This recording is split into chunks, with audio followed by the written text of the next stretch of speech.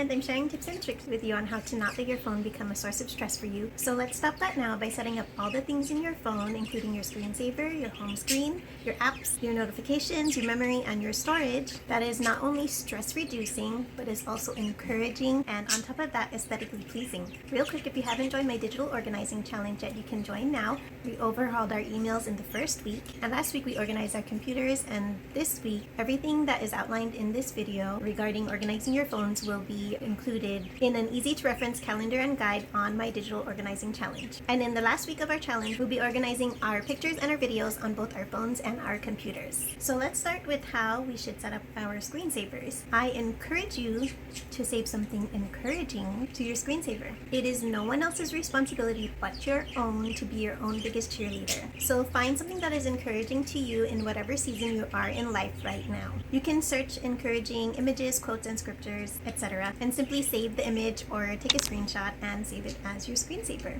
But you can also customize your own screensaver by using sites like canva.com. They provide all kinds of templates for free on canva.com directly. From the home screen, you can go straight to More, under What Will You Design, and scroll to Phone Wallpaper. You can add a saying to a picture of you and your loved one, or use any of the backgrounds, text, and images that are already provided there. Now for your home screen, I personally use the same screensaver on my home screen, but you can do the same thing and customize an entirely new one, or use another encouraging image or text. You just want to make sure that it's something encouraging, as this is the first thing you will see as you open your phone. And to organize my home screen, I like to keep my most essential apps in a single row at the bottom, along with access to the rest of my apps in the bottom right corner. The less visual clutter that you have on your home screen, the less stressed you will feel when you open your phone. It'll be your choice to go in to see the rest of your apps so that you don't have them all open and screaming in your face as soon as you open your phone. And then you won't have all these red notifications that are calling you to do something about it. Now let's organize all the apps on your phone. As any and every organizer will tell you to do with any space anywhere, you will always declutter first. So the first thing you will do is you will uninstall all of the apps that you do not use. And then for the rest of the apps that you do not use but you can't uninstall, you'll put them into folders that make sense to you. For example, I have all of these Samsung apps that I don't use, so I just put them into a folder called Samsung. And then for the rest of your apps that you do use, you'll want to put them into folders that make sense to you. For example, you can have all your shopping apps together and your banking and financial apps together. And hopefully by the time you organize all of your apps into folders and whatever else you have left, that they all are consolidated onto one screen. And the reason why this is helpful is because, just like with any space that you organize, the less that you have to sift through or sort through or like swipe through, the less stressed you will be.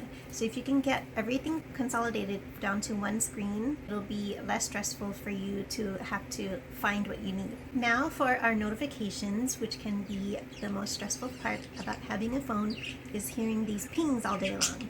You want to try to limit these as much as possible to only what is really, truly, honestly essential. So these are my minimum suggestions on what notifications you allow to come through on your phone to help you to reduce stress. Starting with our phone calls, since the most important purpose of our phones is for people to reach us in an emergency or us to reach them, you will leave everything as is on your phone regarding your phone calls. However, here's where you may change things up regarding the relationships with the people you have in your contacts on your phone. I'm talking about the people that don't understand boundaries. Depending on who you don't want to contact you and when, you will set up a few different parameters and notifications as outlined in the steps I'm sharing with you next. You can set your do not disturb parameters to be between the hours of 10 p.m. and 8 a.m. to ensure you get a good night's sleep. To ensure you don't miss emergency calls from your partner, your children, or loved ones you know who would definitely contact you in an emergency, you will simply allow exceptions for calls from these specific people. If anyone from your work calls you regularly, here are a couple things you can do. First, you can set your do not disturb parameters to be between the hours that you are off, like 5 p.m. to 9 a.m., Monday through Friday, for example. Then you will allow exceptions to calls for everyone in your contacts except the people you work with. However, if you have a lot of contacts in your phone, it would probably be easier to set a different ringtone for the people you work with. so that you know during your off hours you don't have to answer calls with that ringtone. Now moving on to the app notifications that make sense to receive on your screensaver, here is what is suggested to reduce stress and time spent on your phone. Since texts for most of us are the most used form of communication for those closest to us or the ones we communicate with the most, and since this is the second most urgent way we contact each other, second to phone calls, you can utilize and set the same do not disturb parameters as you would for your phone calls. I do think it works for most of us to allow text notifications to come through to our screensavers, as it is courteous to answer texts as soon as you are able to. So seeing them come through is helpful to ensure that. And for the rest of the app notifications that make sense to allow to come through, there are actually very few. Remember, this is all to reduce stress, so hear me out on this. The next set of app notifications you should allow to come through are anything regarding time. That would be your alarm, calendar, and reminder apps. Then you will want to allow all notifications to come through regarding your banking and financial apps. And lastly, for business owners, you will want all notifications to come through for any apps that you use regarding your business. And that's it.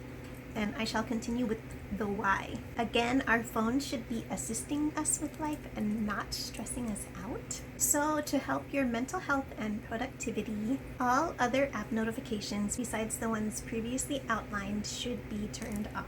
And yes, this includes social media apps like Instagram, Facebook, and TikTok. Remember how we started this video with setting something encouraging to your screensaver? Because remember, you are your biggest cheerleader. So if you struggle with waiting for notifications from social media to bring you some kind of validation, or if you find yourself spending too much time on social media apps, it might be good for you to turn these notifications off. Then you could set aside maybe a specific time or specific times throughout the day where you can actually spend time on these apps. You know yourself, so you do what's best for you. Now let's get into the memory and storage on your phone. To ensure that your phone works as smoothly as possible, you must evaluate your memory and storage regularly. This involves going to your settings and then device care. You will tap on storage and click through the following sections listed to delete unnecessary documents, audio, and apps. However, I don't suggest that you delete photos or videos from this part of your phone. We're going to go over that in detail in my next video on how to organize your pictures and videos on both your phone and your computer. And I show you how to properly maintain your storage regarding your photos and videos, because there are some steps that a lot of people miss or they get confused about. So stay tuned for that. Regarding the memory on your phone, you will click memory and simply clean it up by clicking the button provided there. So don't forget, everything outlined in this video is included in an easy to reference calendar and guide in my digital organizing challenge, which is in my freebie library, which you can access from the link below. So stay tuned for my next video where I show you how to organize all your pictures and videos on your phones and computers using important steps regularly that you probably didn't realize you needed to be doing to ensure you don't lose these precious memories and you keep them organized nicely. So be sure to subscribe if you haven't already, give this video a like, and I'll see you in the next one. Happy organizing!